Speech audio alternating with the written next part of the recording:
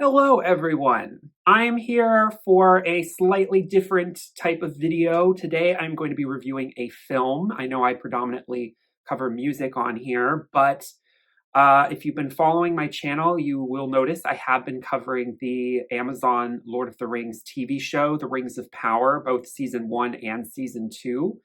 And now I'm going to be covering this Lord of the Rings movie released by Warner Brothers. There's a reason. I mean, Lord of the Rings is it's my franchise. I have been since I was in elementary school such a huge fan. The original trilogy are my favorite. They're my three favorite films of all time.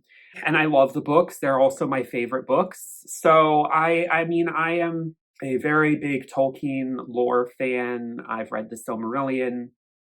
I've read most of Unfinished Tales.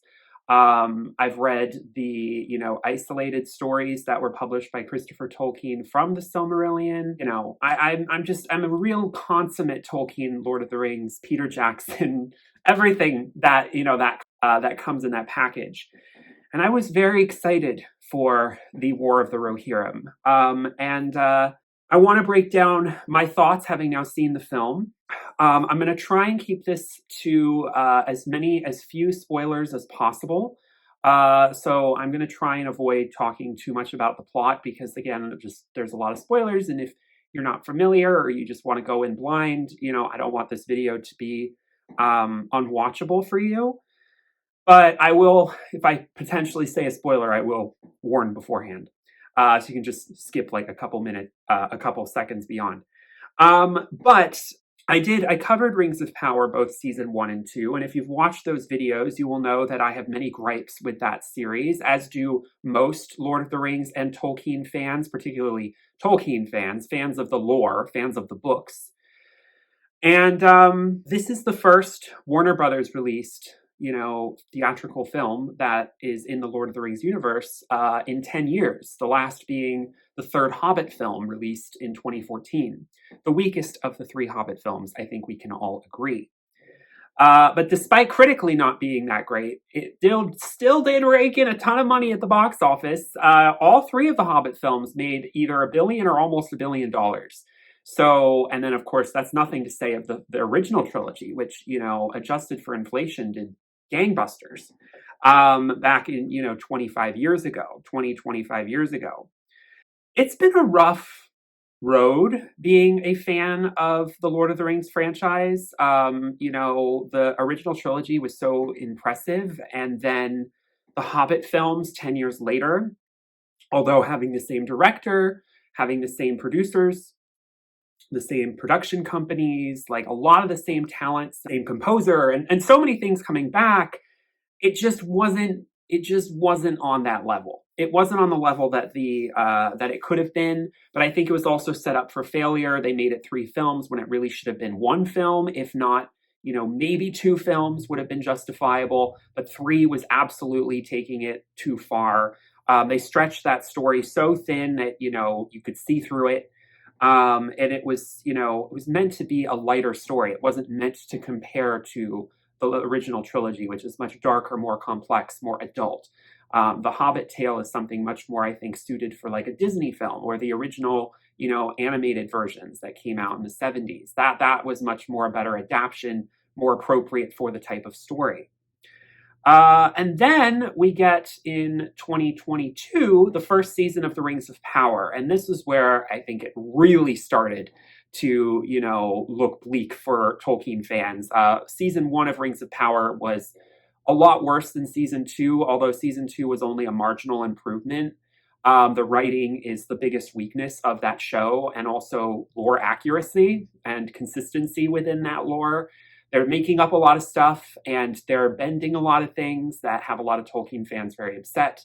And that trend continued in season 2, which was very disappointing. Supposedly there will be a season 3. The showrunners have said it is happening, but Amazon's been a little coy about it. There was definitely a decline in viewership for season 2. It was still somewhat a successful show on the, for ratings, but it wasn't quite, they weren't improving. Or at least staying the same. They were dropping. from season one. So that's a worrying thing considering how expensive the Rings of Power show is. But Warner Brothers has been also wanting to take a crack at the franchise once again. They want these franchises are, something that a lot of studios want to milk dry. That is a trend, and it's not Warner Brothers only that's doing this. It's all the studios. And The Rings of Power, The War of the Rohirrim was announced officially, I believe, 3 years ago. And it was originally supposed to come out this past March, but the writer's strike pushed it to this past December. And we learned that it was going to be animation, not just animation, but anime. It's going to be directed by Japanese director Kenji Kamiyama. I'm not familiar with any of the films that he has directed, any of the animes that he has directed. But I have seen some anime, most of it being Studio Ghibli, particularly Hayao Miyazaki helmed Studio Ghibli. I have seen some Makoto Shinkai films, such as Your Name and more recently Suzume. So, I've dipped my toe into anime. I, of course, loved Yu-Gi-Oh! Growing up, those anime cartoons and stuff on TV. But I was excited when I heard that they were taking this route. I thought it was a really bold and daring and interesting idea for Hollywood to go this route, especially considering hand-drawn animation is not really popular, in the West anymore. And we can all thank Disney for that. Disney decided we're done with hand-drawn animation, and all the other studios either before or after followed suit.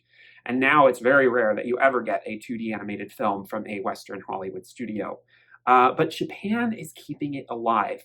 And last year, we had a 2D animated film, The Boy and the Heron, win Best Animated Picture at the Oscars, which, by the way, The Boy and the Heron, phenomenal film, deserved to win Best Animated Feature at the Oscars. That was a really, that and knowing that this movie was coming out had me really excited about, the West maybe embracing, through the vehicle of anime, the idea of 2D animation coming back. Disney had Wish, which was partially 2D. Now, that is not at all what we really want. Wish didn't look at all like, I think, what a real hand-drawn movie should look like. But, maybe it was taking us in the right direction, although I'm not entirely sure based on Wish's lack of success critically, commercially, that Disney is going to go in that direction anymore.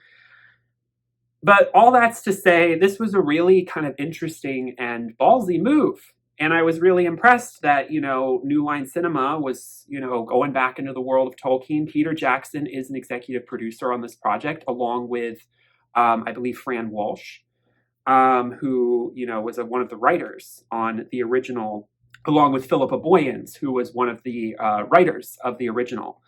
And Philippa also was a part of the story creation of this, although the screenplay is written by Jeffrey Addis, Will Matthews, Phoebe Gittins, and R.T. Papagiorgio. But they had a hand in creating the story. The story is taking basically like one page of text from the appendices of Return of the King, detailing a story set 200 years before that book takes place, of a king of Rohan named Helm Hammerhand, who had, I believe, 2 sons and an unnamed daughter. And this unnamed daughter character they invented or beef up to be Hera in this film. And the story, I will spoil this a little bit because it's sort of a story that if you know Tolkien, is about Helm Hammerhand and the war against the Dunlendings, or the sort of the riffraff of Rohan. They're sort of the outskirts, outer village people who are uprising against the slightly more wealthier, Edoras folk.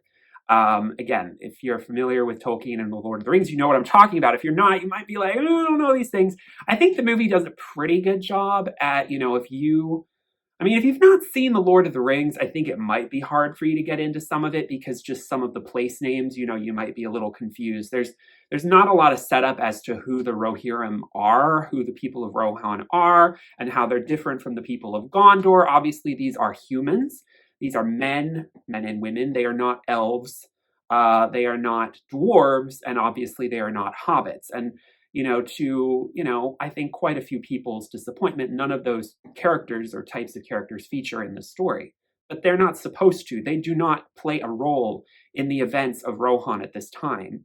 And so this is purely about humans in a very sort of medieval setting. It's giving off very much Viking energy. So, think of the Vikings in a Viking drama, medieval, Scandinavia, and the architecture that you see, the Golden Hall of Meduseld, obviously is taking a lot of inspiration. Tolkien took inspiration from all different kinds of European cultures and folklore. And Rohan is very much taking inspiration from the Viking people, the ancient Norse peoples.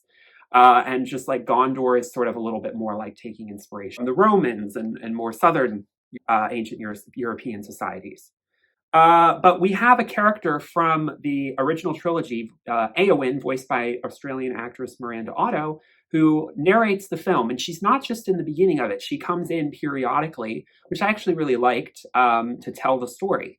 It's not heavy handed, it's only in a few brief moments, but of course it's a welcome cameo for an actor from the original films. It's not the only actual original returning member actor cameo that we have here. I'll get to that. And Hera is a shield maiden, and she is the daughter of Helm. So she also is kind of like a Disney princess archetype.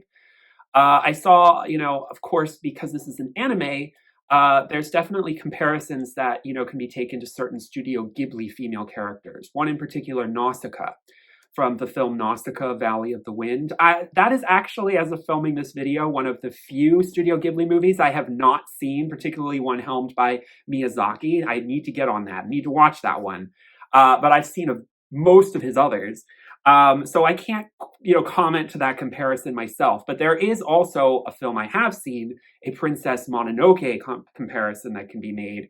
Especially in one scene where we have an olifant, which is basically an elephant, but slightly larger, more exaggerated features, and a battle with Watcher in the Water, which is a creature you see in the Fellowship of the Ring. Of course, there is some invented, placements of these creatures. Tolkien never necessarily specified that Watchers in the Water were in Rohan, or that olifants, more importantly, traveled that far north at that time.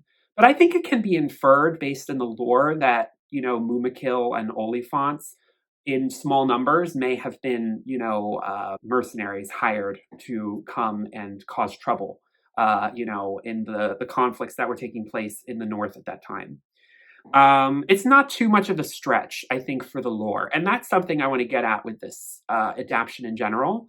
I was going into this after Rings of Power expecting to have to accept that there were going to be things in the story that are not going to feel Tolkienian, that were going to cause controversy for Lord of the Rings, lore fans. And interestingly, and this is sort of a bit of an inverse for Rings of Power, and this is kind of the thesis of this video, the Lord of the Rings fans this time around are the ones who are defending this project, whereas it's the general audiences and critics, more importantly, that are trashing it. And boy, are they trashing this film. This film has, as of right now, a 47% on Rotten Tomatoes, which I'm appalled by, to be completely honest. It has 109 reviews. Now, it does have an 84% audience score, which is, I think, much more reflective of what the general populace actually thinks of the film. It's definitely not a 47% film. I'm looking at Mufasa here, and that has a 57. As I'm filming this video, that movie has just come out in theaters, and from what I've heard, that movie is absolutely horrendous. I'm appalled that this film is getting a lower critic score than Mufasa, the Lion King prequel that is coming in theaters. What is going on? And even more disturbingly for, I think, a lot of Tolkien fans, if you look at Rings of Power's Rotten Tomatoes scores, and more importantly, their IMDb scores, they are much higher. Much, much higher. So the discrepancy is a little bit, concerning. I don't know exactly what it is that, people who maybe aren't as into Tolkien or the Lord of the Rings are finding fault with this film to such a degree. It's not a masterpiece by any means, and it certainly is not quite up to the caliber of the original trilogy. As a matter of fact, we just had the Golden Globes nominations come through, And this film did not score, and it didn't with critics either, the Critics' Choice Award nominations, a Best Animated Feature nomination, which was something I really hoped it would secure, a year ago when, especially we were riding high from The Boy and the Heron's win. And now, having seen the film and looking at the competition for the other animated films, I can understand it not being nominated. I do not believe that this film will get nominated at the Oscars for animated feature, as well as, unfortunately, another category I'd also hoped that it might have had a chance, although I figured it was like low because it's animated, which was original score. This is not going to get that either, and I don't think it deserves it. But still, this film is nowhere near this bad. I am really appalled. And then, of course, the other real sobering aspect of this is the box office is not looking good. I believe Deadline has it was an opening weekend making around $5 million. That's not good at all, especially for a film that had a $30 million budget, for an IP or a franchise that is supposed to do way better than that. So obviously, I think we all kind of knew that this film was going to be the lowest grossing Lord of the Rings film from Warner Brothers, but I guess we hoped that it might not be this low. And of course, there's a lot of competition. I expect the second week drop to be horrendous, because I don't think there's a lot of good word of mouth for this film, and I do not think it's being very well promoted by Warner Brothers either. I think they kind of just left it out there to die, and a lot of people didn't even know it was coming out. I don't know if maybe on Max, when it comes to their streaming service, it can get a little more steam behind it. I might want to get the Blu-ray, because this is a beautiful film, okay? Talking about the animation, I, had heard people say, I was very, initially drawn into the idea of it being animated, and some of the original concept shots that we were seeing were beautiful.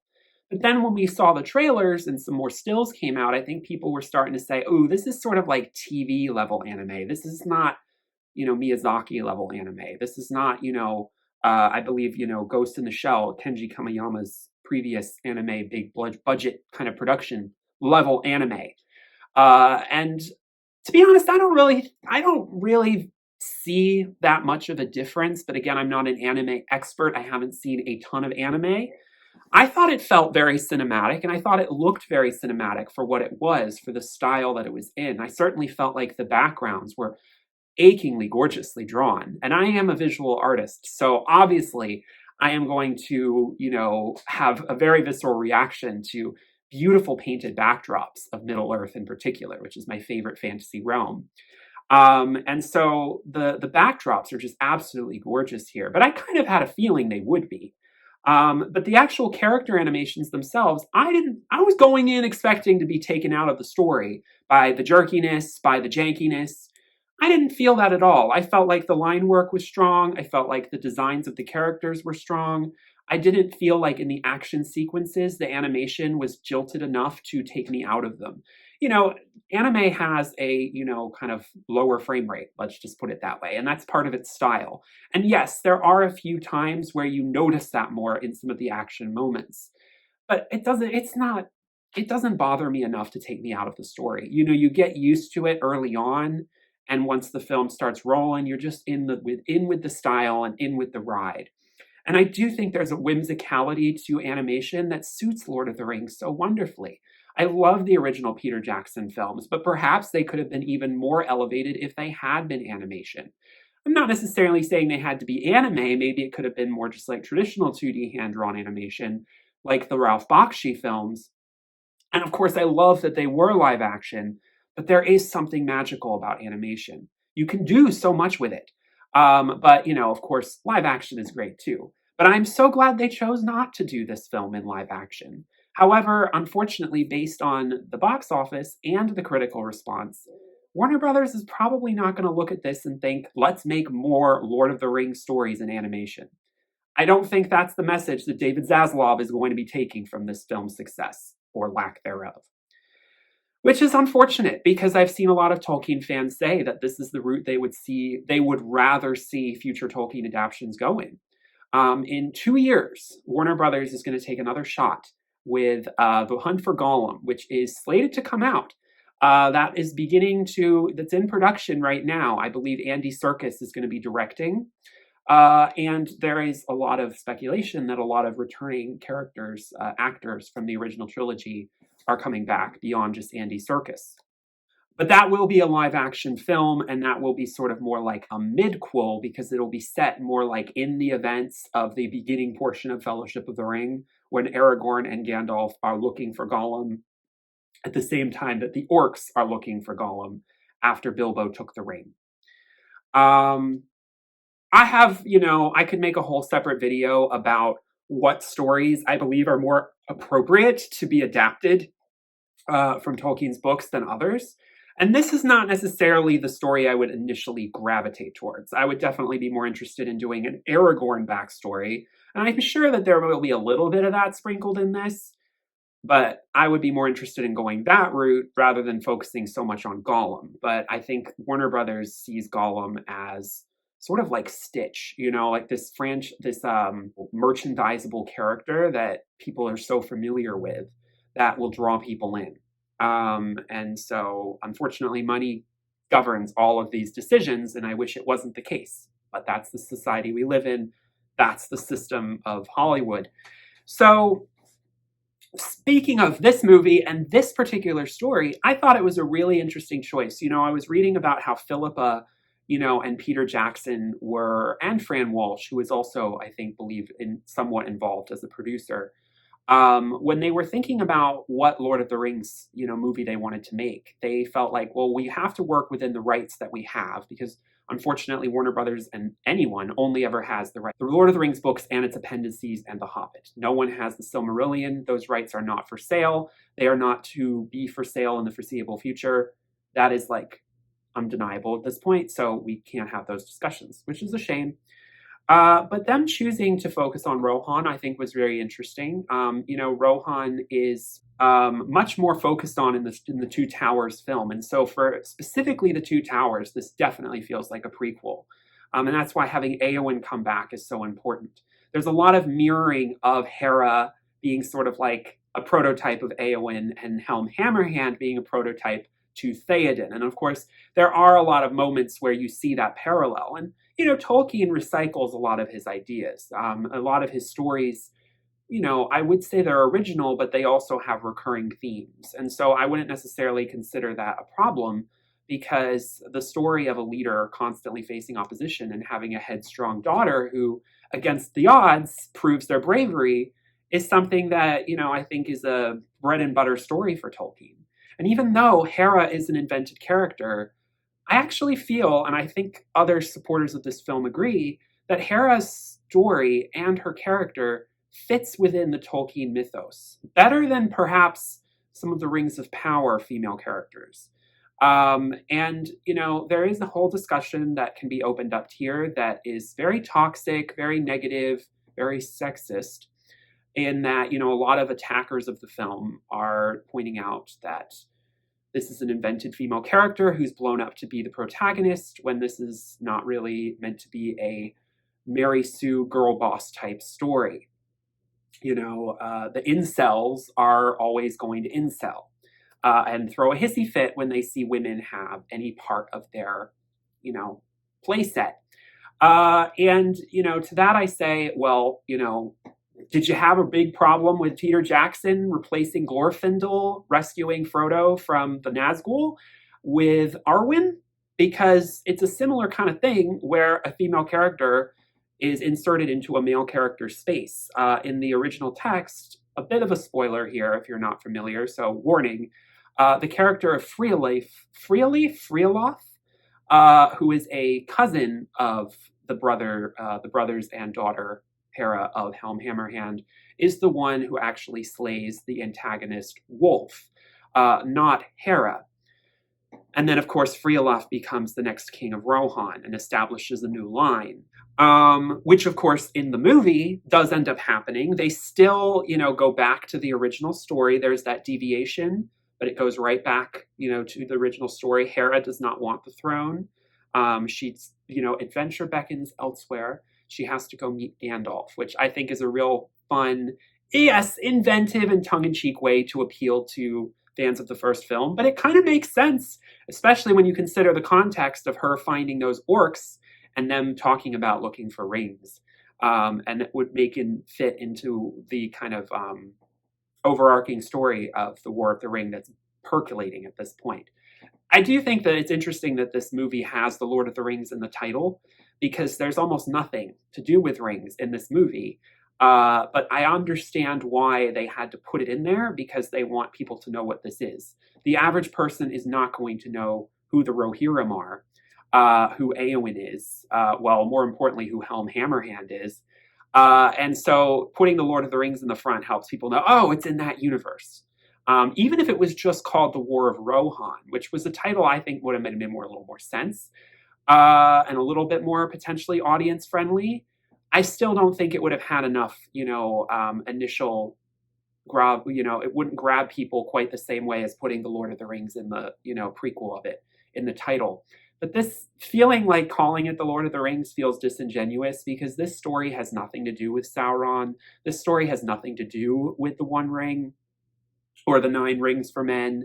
Rohan never received any of those rings. The Rohanian men were completely doing their own thing. And so this is really a kind of tried and true medieval story about a usurper to a throne, and defending against that usurper. And so in many ways, this, I think, mirrors a lot more sort of just general medieval story. And there's not even as much high fantasy as you would find in other Tolkienian projects, which I think could be a letdown. I've seen some critics say, where are the elves? They're my favorite part of Middle-earth, or even the dwarves. And even when they do introduce things like the eagles or the Oliphant or the Watcher in the Water, it's very subtle, mythical creature feature stuff. The magic element is not very, the wizards and all of that. There is a Saruman cameo. Christopher Lee had vocals that were taken from recordings for the Hobbit films and used posthumously to say one line. I thought it was going to be more in the way that the press release spun it, just one line at the end of the film, which I actually think, assuming the estate gave permission for this to be done, I don't have a problem with. I'm glad they did not use AI to do it.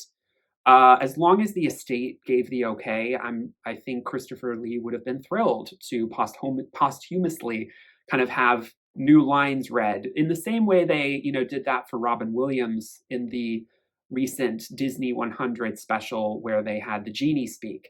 I believe they did a similar approach where they took archival recordings and sort of stitched something together. I'll always support that over AI-generated stuff, so I'm glad they didn't go that route.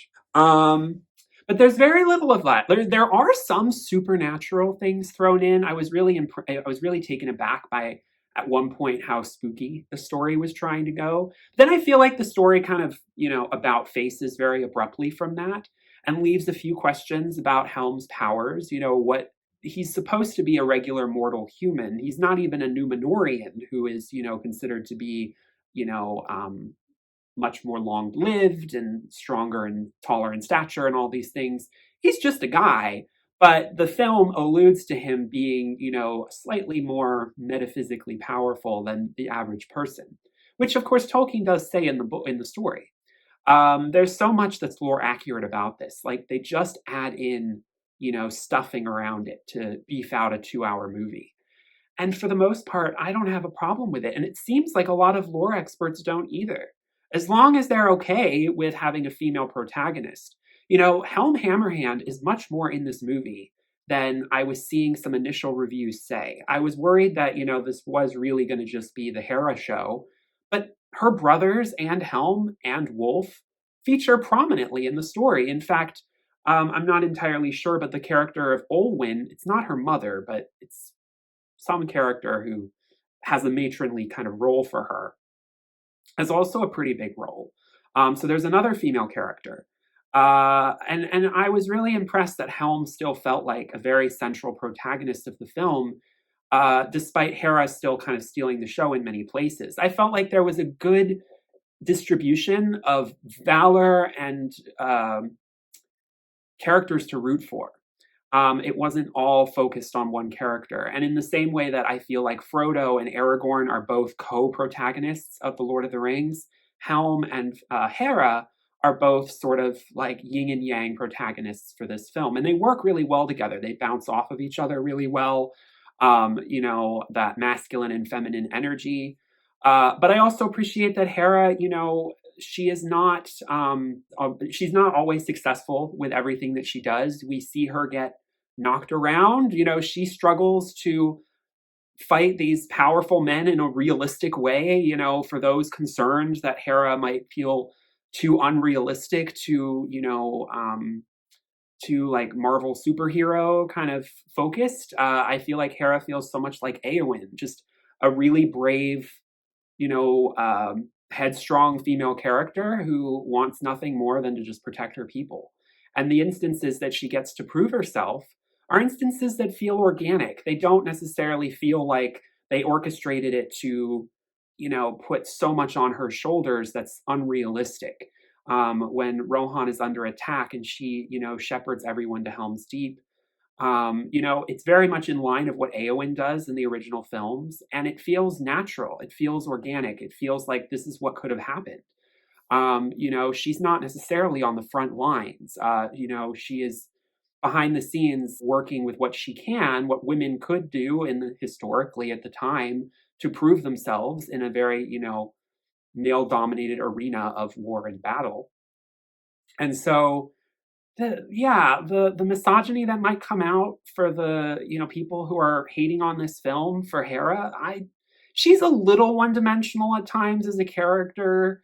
There's a little bit about her backstory that's left to be there's a little more that could have been beefed up about her character for sure, but the film is trying to do a lot, and I do feel like the second half it gets stronger when they're in Helm's Deep, and Wolf is a very, if anything, if there was one thing I was worried this film might do for the incel crowd is aggravate them by the fact that she has a line where she not only is rejecting Wolf's, initial proposal of marriage, but she declares at the end that I am a bride to no man, which, and then, of course, the way Wolf reacts to all of this is, very over the top, very aggressive. One could argue that, some of his entire villain plot starts from being rejected.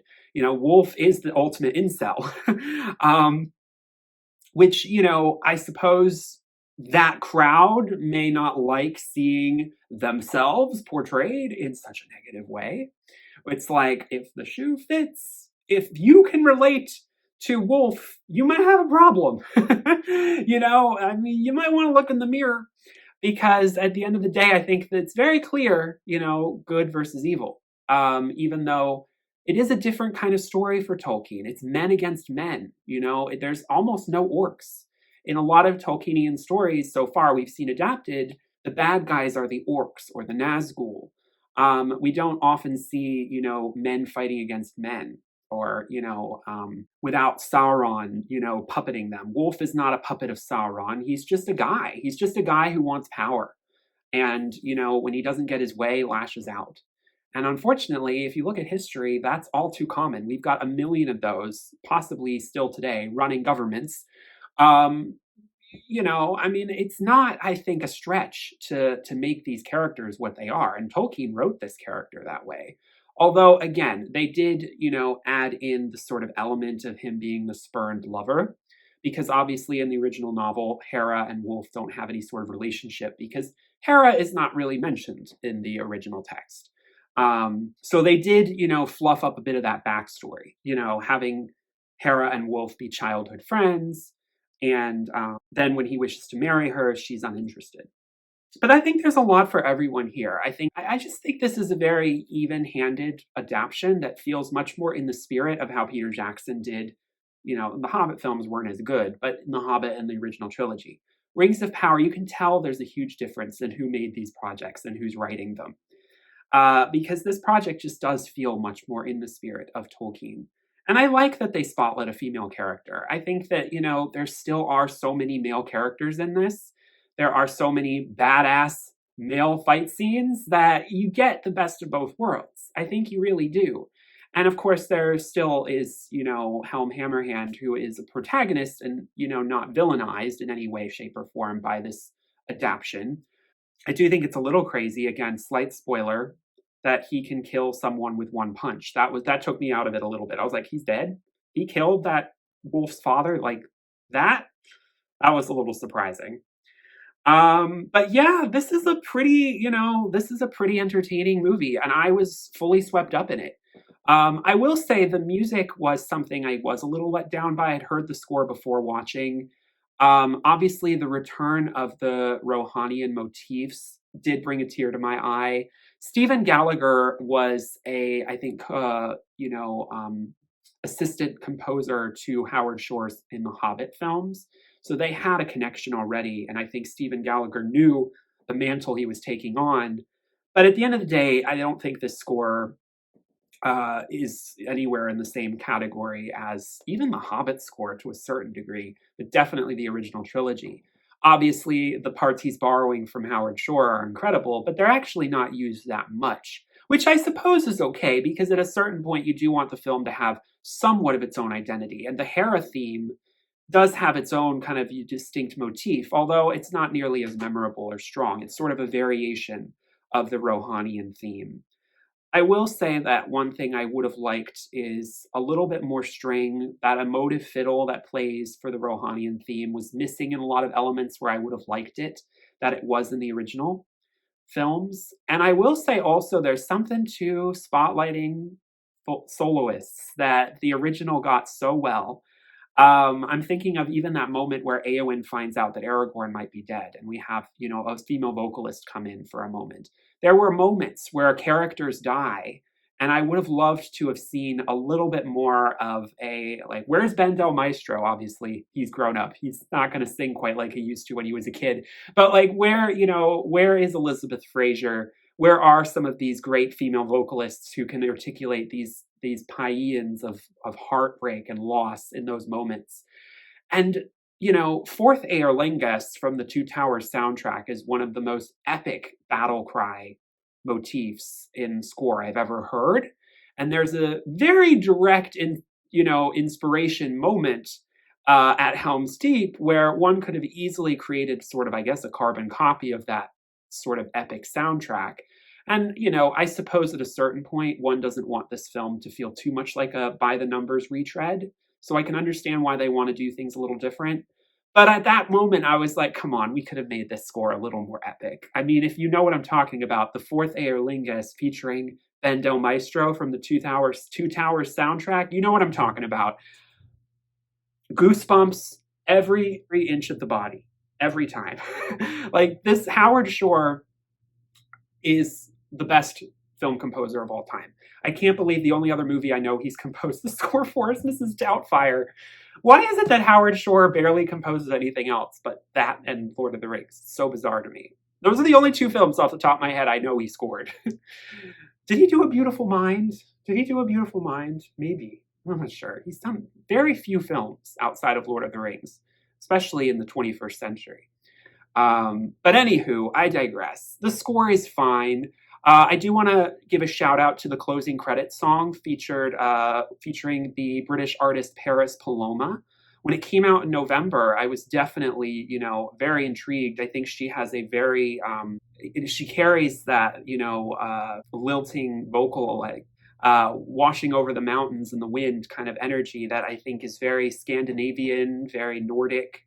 It fits the Rohanian aesthetic with the guitar. It's very mellow and then explosive at the points that it needs to be. Melodically, it's not quite as strong as other closing credit songs that we've had. It's no May It Be or Into the West, but it's a decent closing credit song.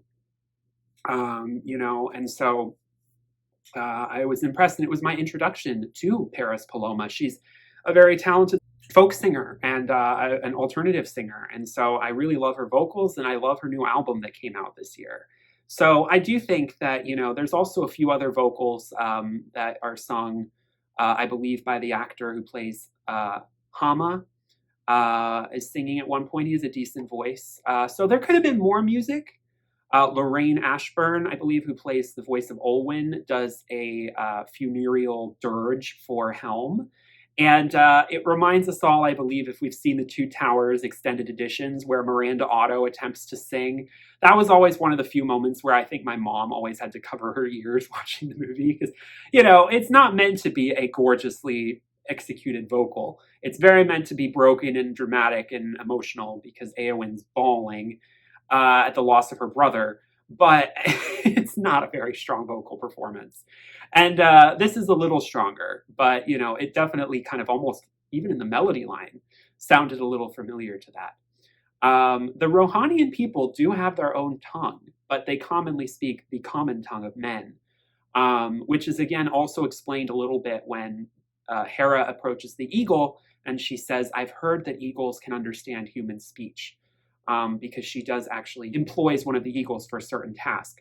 Again, a little bit of spoilers here. I'm so sorry. But if you haven't seen it and you're a Tolkien fan, please give it a shot. You may not be blown away, but I don't think you're going to leave the theater feeling aggravated. I don't think you're even going to feel like there was much disrespect to Tolkien at all. If anything, reverence. I think that you're going to feel like you were swept up in the world again and you saw a very Tolkienian story that, yes, had invented elements, but it stuck to the beats it needed to within the lore. I think exists within the lore in a very comfortable way that I don't know. The only reason I think you'd hate it is if you just hate seeing female protagonists in a Tolkien story. And I know again, it's just not quite the same level of cringe as I feared it would be in terms of, gender bending a certain character. I don't think it felt like that at all. They just added an element that the story needed. It needed that feminine energy and perspective amongst all of, because women were a part of these stories. I mean, it's not like all of Rohan at that time was just men. They had daughters, and why wouldn't they become shield maidens? And the shield maidens are referenced as, a group of warriors from Rohan's history. And that legacy is then carried through with Eowyn. And so ultimately, I think that the critics are way too harsh on this film.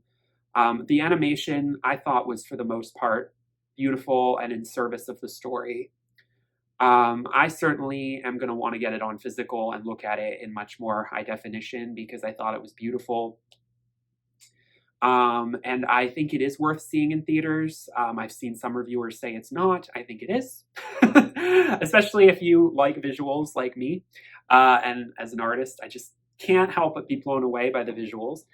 I do think you'll enjoy it, even if you're not too versed in Lord of the Rings lore. I think you'll sort of understand the story because it's kind of like, Game of Thronesy, basic medieval politics kind of story with good amount of, violence, and it is an adult animated film, but it definitely didn't push it too far. I believe it's rated only PG-13, like the original trilogy. So yeah, let me know your thoughts on this. Again, I'm disappointed to see that, I'm not surprised that people aren't showing up for this film. Like I said, I don't think it was marketed well. Animation is always going to struggle at the box office. I mean, The Boy and the Heron certainly didn't do well at the box office. So animation's going to have a rough go of it anyway. I think The Hunt for Gollum will have a better time because it's a little bit more recognizable as Lord of the Rings, and it'll be live action. Plus, there will be a lot of returning cast members. But it does, speak to Warner Brothers going forward. Are they going to necessarily do more stuff like this? I wouldn't be so sure. Again, I love the Men of the West YouTube channel, but I almost wanted to point out because he was talking about how this was an adaptation that was done right, and Rings of Power is so heinous. And the bitter truth is, if you look at the critic scores for those projects, if anything, Rings of Power has a little bit more of a justification to keep going than if you look at what the critics' response and the box office is for War of the Rohirrim.